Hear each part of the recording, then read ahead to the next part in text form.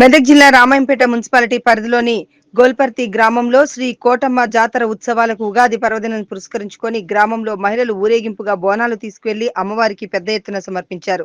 అదేవిధంగా జాతర ఉత్సవాల్లో భాగంగా సోమవారం నాడు గ్రామంలో యువకులు పెద్దలు ఆటపాటలతో డప్పు చప్పుళ్ల మధ్య నృత్యాలు చేస్తూ పురవీధుల గుండా బండ్ల ఊరేగింపుతో ప్రారంభమై కోటమ్మ దేవాలయం వరకు భారీ సంఖ్యలో ప్రజలు తండోపతండాలుగా తరలివచ్చారు. ఈ జాతరలో మహిళలు, పిల్లలు, పెద్దలు అమ్మవారికి మొక్కులు చెల్లించుకున్నారు. జాతర ఉత్సవాలకు మండలంలోని వివిధ గ్రామాలకు చెందిన భక్తులు తరలివచ్చారు. అనంతరం శ్రీ కోటమ్మ దేవాలయం చుట్టూ బండ్ల ఊరేగింపు కార్యక్రమం అంగరంగ వైభవంగా నిర్వహించారు. ఈ జాతర ఉత్సవాలలో ఎలాంటి అవాంఛనీయ సంఘటనలు జరగకుండా రామాయంపేట పోలీసులు భారీ బందోబస్తు ఏర్పాటు చేశారు. ఈ కార్యక్రమంలో గ్రామ పెద్దలు, గ్రామ ప్రజలు, వివిధ గ్రామాలకు చెందిన భక్తులు పెద్ద సంఖ్యలో పాల్గొన్నారు.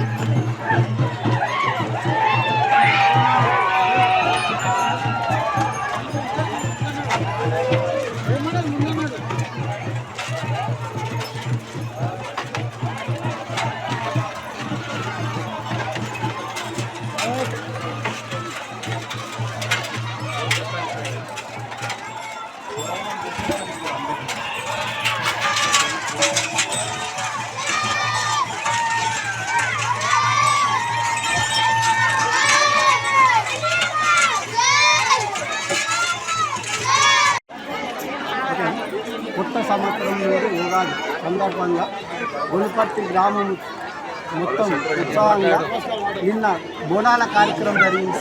ఈరోజు బండ్లు బోనాలు కొత్త సంవత్సరం నూతన సంవత్సరం కోటమ్మ జాతర 40 సంవత్సరాల నుండి ఈ జాతర యథావిధిగా అందరూ గ్రామస్తులను ఎవరంతా సాయం చేసి విజయవంతం గోల్పర్తి గ్రామం మొత్తం అందరి దయతో